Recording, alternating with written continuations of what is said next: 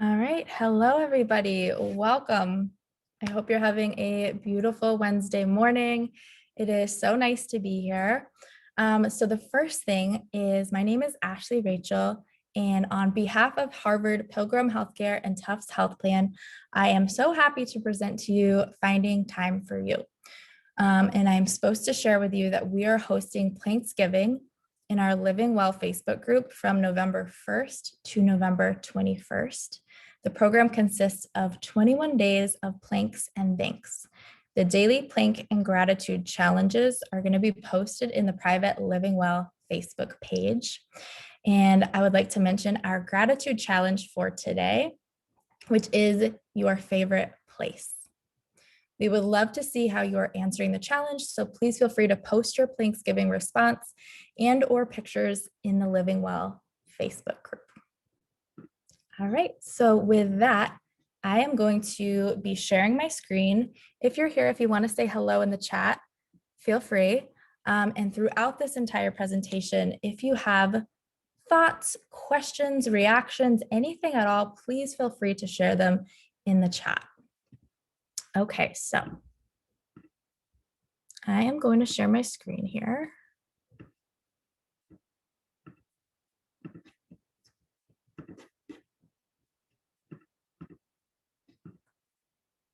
Okay, here we go. Finding time for you. A presentation on the power of self-care and how to discover what kind of self-care works best for you. And I am going to, I don't see, okay, I do. I see the chat. So I will have that pulled up to kind of go back and forth so that if we have any thoughts or questions, I will be able to see you. All right, let's get started. So again, my name is Ashley. I am a mindset coach, and I also have my master's degree in mental health counseling and psychology. And self-care is one of my all-time favorite topics. So we have a lot of really great stuff to dive into today. So our intentions today and kind of how the flow of this will go, we're going to talk about what self-care is. We're going to explore some of the main blocks that people typically have around making self-care a priority. We're going to cover two main types of self-care and how you can practice self-care even when you're short on time, because I know a lot of us have very busy lives. So we're going to talk about how to practice self-care in a way that actually fits in with your schedule and doesn't have to take a ton of time. We're going to talk about mindfulness and how to really know what self-care activities you might need more of in your life. And really the main intention for us today is for you to walk away from this presentation feeling a new excitement around self-care, feeling more committed to your self-care, and just having more ideas for ways to actually implement self-care in your life. And who doesn't want that? Okay, so let's start with the basics. What is self-care? So I think we all know what it is, but I wanted to share the Oxford Dictionary definition, which is the practice of taking an active role in protecting one's own well-being and happiness, in particular during periods of stress. Now, I think we won't get into the state of the world, but I think a lot of us can relate to a lot of added stress over the last couple of years. And now more than ever, I think self-care is really, really, really important for everybody, right? Self-care is about asking the question, when I feel drained, whether it's emotionally, physically, socially, when I feel drained, what are the types of things that help me refuel? So that's the question that we're going to be exploring a lot throughout this. And that's a really great question to ask yourself. When I feel drained, what are the types of things that help me refuel? So I found this really great little visual for anybody that's more of a visual learner. And we can see all of these different types of self-care: physical, spiritual, emotional, mental. And we can see these are just a few like really great ideas. We want to be practicing self-care in all of the different areas of our life. And so take a look at this. And I want you to just think about, how do I do with each one of these? And is there one that I neglect a little bit more than the others? I know for a lot of people, it's the physical, right? But maybe for you, it's emotional. Maybe Maybe you know you could set some healthier boundaries. Maybe you could do a little bit more singing or dancing or creative expression, right? Maybe it's watching the content you consume, right? So these are all just really great ideas and things to start thinking about more. So a reflection question for you, you can think about this on your own, or you can also share your answer in the chat. On a scale of 1 to 10, I want you to be really honest with yourself here. How would you rate your ability to practice consistent self-care right now at this time in your life? With 10 being absolutely perfect, I'm so good, I got everything down, and 1 being like, not at all. No judgment, but where are you? Where do you see yourself on this scale? Give that a thought for a moment. And again, you can share it in the chat if you'd like.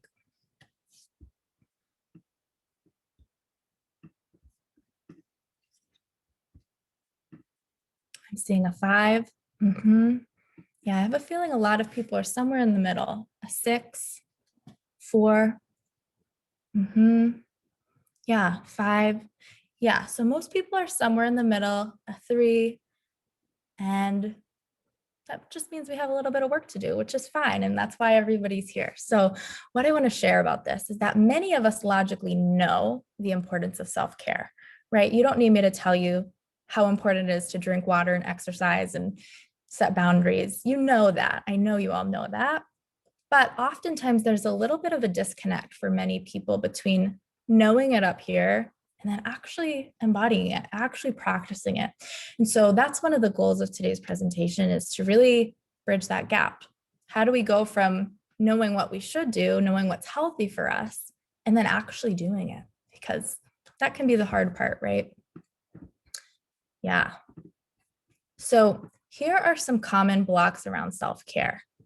And if any of these resonate with you, let us know which one. Number 1 is feeling like you don't have the time, right? That's really common to feel like that. So busy, you have work, maybe you have kids, social life, cleaning your house, grocery shopping, right? There's so much that we have to do that it can feel like we don't have the time. The second block is feeling like you don't have the money. Sometimes self-care costs money. Number 3 is feeling guilty, right? This is a big one. We're going to talk more about this one. Feeling guilty for slowing down, feeling guilty for taking time for you. So let me know. Can you relate to any of those? Do any of those feel like they kind of get in your way? So I thought this was really interesting. A recent study found that 1 in 3 Americans feels bad about taking time for themselves, even though 67% desperately want more of it. That's pretty mind-blowing, right? What that means to me is self-care guilt it's a pretty big problem. It's something that a lot of people can relate to. So let's explore this. Where does this guilt come from? Why do we sometimes feel guilty when we choose to slow down and maybe relax on the couch for a bit? Or why do we feel guilty when we choose to set a boundary and say, you know, I'm not going to go to that party, or I'm not going to go to that gathering, and instead I'm just going to take care of myself? Why do we feel guilty? Why do we feel guilty when we set these boundaries and when we choose to do the things that we know are going to help us? One of the reasons could be that when you think about our society, we live in a society that really values productivity, right? We learn from the young age the importance of working hard, accomplishing tasks, getting good grades, right? We learn that doing leads to something really, really amazing. Many of us don't actually associate resting or relaxing with something that is productive, right? We might even associate resting, slowing down, taking care of us with something that feels lazy or irresponsible, right? So I want you to just reflect for a second. What do you tend to associate self-care with? And what are the messages you've received throughout your life, starting from a child, teachers, parents? What are those messages do you think that you've gotten about what self-care means, right? Some of us don't feel guilty because we grew up learning that self-care is important. Some of us learned that it's not necessary or it's selfish. So this could be a little bit of where that guilt comes from. It's just something to think about. Now, the truth is, what I'm here to remind you today is that self-care is not selfish. Resting is not lazy. Taking care of your wellness, and when I say wellness, I'm talking about your emotional wellness, your physical wellness, your spiritual wellness, your social wellness, taking care of you and your needs. It actually is productive. I thought this quote was just so good for really illustrating this point. I'm not sure who said it, but it says, if you don't make time for your wellness, you'll be forced to make time for your illness. That's pretty powerful, right? That's a really powerful statement. If you don't make time for your wellness now, you'll be forced to make time for your illness later, right? Self-care is so important. The other reason why it's so important is you might have heard this quote, you can't pour from an empty cup, right? So when I think about self-care, I think about refueling, filling us up. And when I think about when we don't do self-care, I think about it as if we're just kind of running on an empty tank, right? It's like our cup isn't full. And when your cup isn't full, you have nothing to pour from, right? When you're drained, you can't really do your best work in the world. You can't really show up to be the best employee you could be, or the best parent, or the best friend. But when you are operating from a full cup, everyone around you benefits, right? When you are prioritizing your exercise, when you are prioritizing getting enough sleep, when you are prioritizing creativity, doing the things that energize you, doing the things that are fun, making space for socializing, if that's something that energizes you, making time for slowing down and being alone, if that's something that energizes you, right? When you are operating from a full cup, you just have so much more to give, right? You can really show up and be present and give so much more in your life. So that's one of the reasons why self-care is just so important. So a reflection question for you. How can you personally tell when you're operating from an empty cup? Now, we all operate from an empty cup from time to time, right? When life is really busy, when we're going through a stressful situation, sometimes we forget to practice self-care. Sometimes we put other people before us. And so how can you personally tell when you're operating from an empty cup? What do you notice in your energy levels, your behaviors, your feelings? I know one thing for me is, if I'm operating from an empty cup, I'm quick to snap, right? I'm quick to get frustrated. What is that thing for you? And if you want to share it, again, please feel free to share in the chat.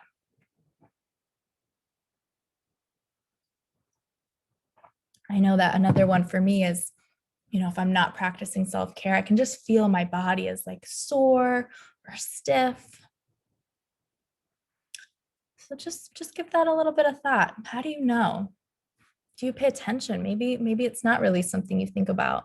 Maybe it's not something you've ever noticed before. And maybe now it's something that you can start thinking about and paying attention to. So here are some great examples. When you are running on empty, you might notice some of these things more often. I see somebody in the chat, more frustrated, less patient. Yep, exactly. You're faster to react, maybe emotional outbursts, right? You get like a little bit triggered easily and it's like, you get so frustrated with your partner or whoever's around you, right? Your body, you can feel it in your body when you're just like eating bad food, when you're not eating your fruits and vegetables, you feel sick. Yep, quick to snap, Rebecca. Yep. You feel stressed, you might feel on edge, right? You're not able to be as present at work or in your relationships. Now, with consistent self-care, and I'm sure you've noticed this outcome in your life too, when you do take really good care of yourself, physically, emotionally, mentally, spiritually, with that consistent self-care, you're able to slow down and think clearly, right? So rather than just reacting, if somebody says something that trigger something in you instead of just reacting. You're able to slow down, think about it before responding. You feel more clear-headed, you feel more grounded. You're able to be truly present, right? And actually enjoy your time with loved ones, not thinking about, oh, I got to do my to-do list and I have this to do and that to do. You're actually able to be in the present moment, enjoying what is happening right now. And also, rather than holding on to a grudge or something somebody said that was negative, you're able to let it go, right? So with consistent self-care, these are just a few of the things that are possible. And we all want this, right? These are really, really great outcomes to experience. So it's my hope that through some of these ideas that we're talking about today, you can experience even just a little bit more of this in your life, a little bit more grounded, a little bit more able to slow down. I think that'll make a big difference, right? Give yourself permission to rest, right? Many people do not give themselves permission, right? Again, it goes back to that guilt. But this is your permission slip. Give yourself permission to rest. Whoever needs to hear that today, give yourself permission to rest. Now let's talk about this block, because like I mentioned at the beginning, this tends to come up for a lot of people. Put a 1 in the chat if you can relate to this. If you've ever said this, I don't have time. I don't have time to exercise. I don't have time. I don't have time to relax. I don't have time, right? I'm so busy. I don't have time. Here's what I want to say to you. If you have been saying that or thinking that lately, I want to remind you that self-care doesn't need to take a ton of time. It doesn't need to take a ton of money. Yep, I'm seeing some ones.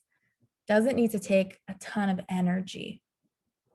Sometimes what I've found, what my clients have found, is sometimes the most impactful self-care activities are actually the simplest.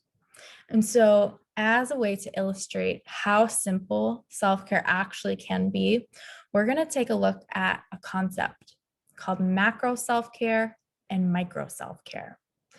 And when I learned this concept, it really put things in perspective for me. And it made me realize that a lot of times when I thought of self-care, I was thinking, oh, it's got to take a big, long time. I've got to get this gym membership. I don't know if I can afford it. And, it's easy to start thinking that self-care has to take a ton of time and money and energy. And when I started to learn it from this angle and remember and realize that it actually gets to be simple and that simple actually is impactful, a lot changed for me. So let's take a look at this macro self-care versus micro. So macro, this is the kind of self-care that tends to cost a lot of time, a lot of energy, a lot of money. Nothing wrong with it, but it tends to just cost more. Now, micro self-care, and I'm going to give examples in just a moment. Micro, this is the kind of self-care, it's the opposite. It doesn't take much time, much energy, or much money.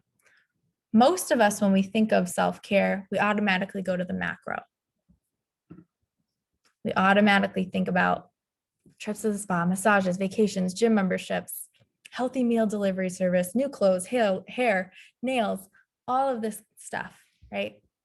Fancy bubble baths, bath products. Those things are really great, right? So awesome. Who doesn't want this stuff? Of course. But we don't often think about the small things, the small micro things, like 10 minutes of meditation, drinking a green smoothie in the morning, right? That's pretty simple. I think most of us could probably do that. Reading a book for 15 minutes before bed, right? Maybe putting your phone away, journaling, right? These are things that they're small, they're subtle. They don't have to take much time. They don't have to take much energy. They don't have to cost a lot of money. And they're all just little tiny things that we can start doing throughout our day, in between, right? Maybe during your lunch, you get outside and you just soak in the sun for 5 minutes. That's self-care, right? Maybe you excuse yourself when you're starting to feel overwhelmed at a dinner and you step outside and you take a couple deep breaths. That's self-care. Drinking that green smoothie in the morning, that's self-care. little bit of stretching, looking up a guided meditation on YouTube, a 5-minute guided meditation. And that all of these things have the power to completely change your day. And I'm sure you've experienced that, the power of some of these different tools, right? And so what do you think? Are some of these little things that you could actually fit into your day? Again, they don't have to take much time. They don't have to take much energy. Now, ideally, what would be so amazing is to be able to have a combination of both. The big things, things that take more time and energy and money, and also the small things. But the big things aren't always possible. And so I want you to know that the small moments do add up, right? If you drink a green smoothie, which that's something I've been doing lately, and it's made me feel really good. And you know what? It takes 5 minutes to throw some fruit and vegetables in the blender, right? That's really easy. It's really simple, but it makes a big difference. All those vitamins, all those nutrients, right? Maybe going for a walk in the morning, a 5-minute walk. It's these really small things that they do add up, and they affect your mindset. They affect your emotions. They affect how you show up in the world. They really do add up and make a difference. So that's one of the big takeaways that I want you to take away from this today. Now, you might be wondering, you might feel inspired to practice a little bit more self-care, which I hope you do. And you might be wondering, how do I know which self-care activities are best for me? There's so many things I could do. How do I know what I need? How do I know what would feel best to me? So the first thing is to start to observe in your day-to-day life what drains you versus what energizes you. So as you go throughout your day, I encourage you to start to notice, what are the things that happen throughout your day that drain your energy? Maybe it's when you're around that certain person, they just drain your energy. Maybe it's doing certain tasks in your home that really drain your energy. What are those things for you? And then notice when you feel really energized, when you feel really excited and lit up, when you feel like your cup is full, what's happening? Why do you feel that way? So what you can actually do, you can think about this, or later on today, you can actually pull out a journal and create a couple of lists. This is a really great activity, just really short, takes 5 minutes.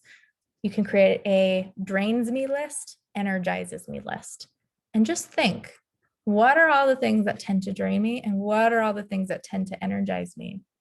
And for all of the activities that drain you, start to ask, is this something I can create a boundary around? Is this something I can do less? Is this something I can ask for support with? And then for all the activities that energize you, ask, is this something I can do more often? Right? Really simple. But what this does is it just brings your awareness, right? It just allows you to slow down enough to say, what is actually happening? What are those things that drain me? What are those things that energize me? Let me know in the chat if you're going to do this. I highly recommend it.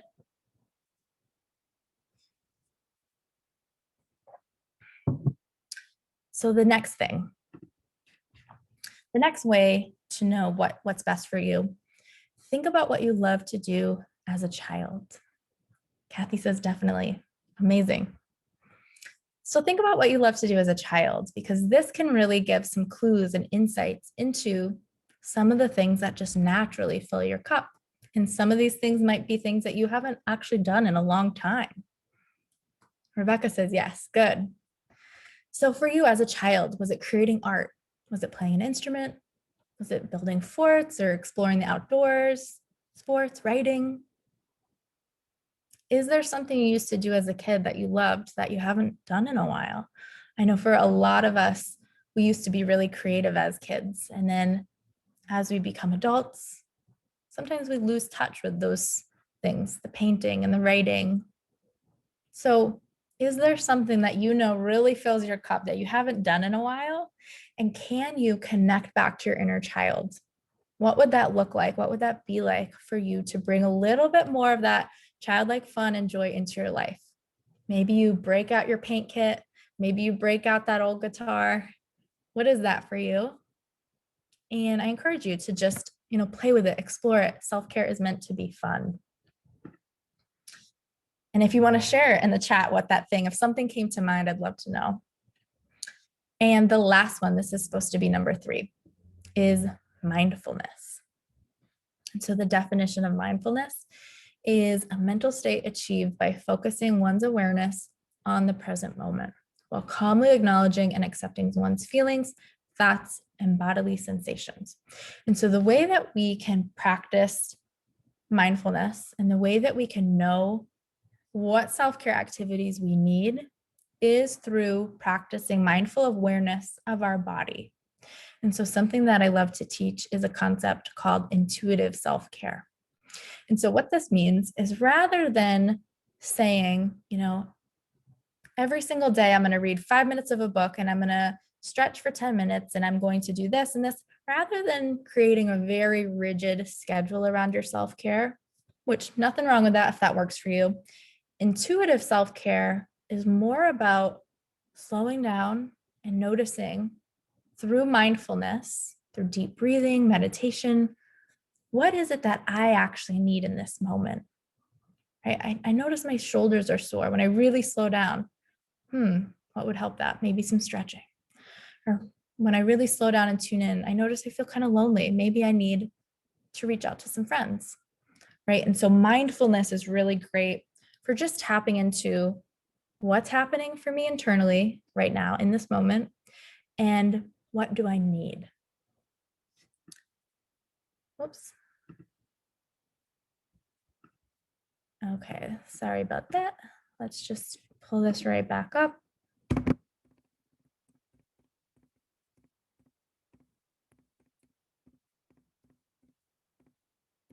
Okay, so mindfulness. So I have this really great graph chart thing here from Jon Kabat-Zinn, who is a mindfulness leader and teacher.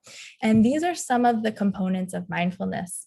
And they're just really great things to keep in the back of your mind when you're practicing self-care and when you're trying to decide what self-care is best for you. So number 1 is paying attention. And so what this looks like in your day-to-day life is slowing down and paying attention. What's happening for me internally, right?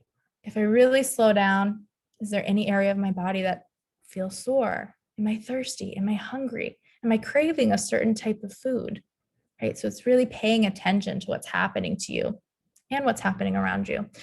It's on purpose. So really intentionally increasing your awareness of your experience in the present moment, focusing on the here and the now, and non-judgmentally. And so what this looks like is not tuning into your body and saying, oh, what's wrong with me? Why did I eat that ice cream last night? And being really hard on yourself.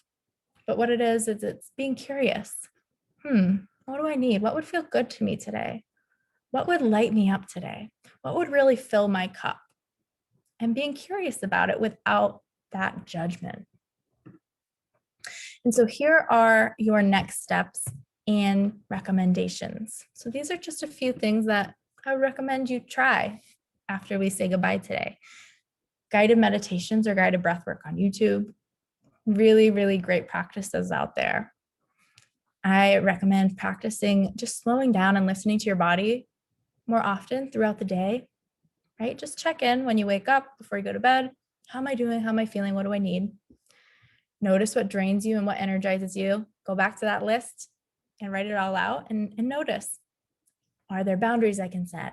Or are there ways for me to do more of what energizes me? Start to incorporate more simple micro self-care practices. And do your best to practice letting go of any self-care guilt and remembering that it is productive to rest and to take care of you. So that is all I have today for you. I hope that this was inspiring and helpful. If you want to share in the chat,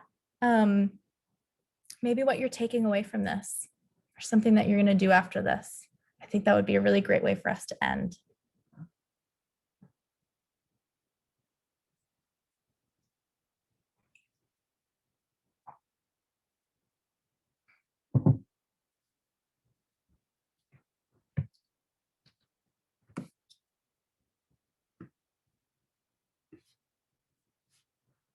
You're so welcome. Thank you all for being here. I love it. I love that, Colleen. Perfect.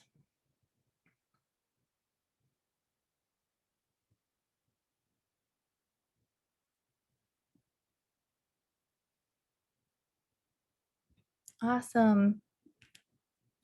Thank you. Thank you all for sharing. Thank you for participating in the chat. This was really great. Thank you so much for being here. And Andrea, if there's anything else you need from me or anything else you need me to say, just let me know. Yeah, exactly, Tenzin. Good self-realization, right? A lot of this stuff is stuff we know, and it's great to just come back to it and bring that awareness. Absolutely. All right, everybody. Well, thank you again. I hope you have a beautiful rest of your day, and I hope you get some self-care in today. All right, bye.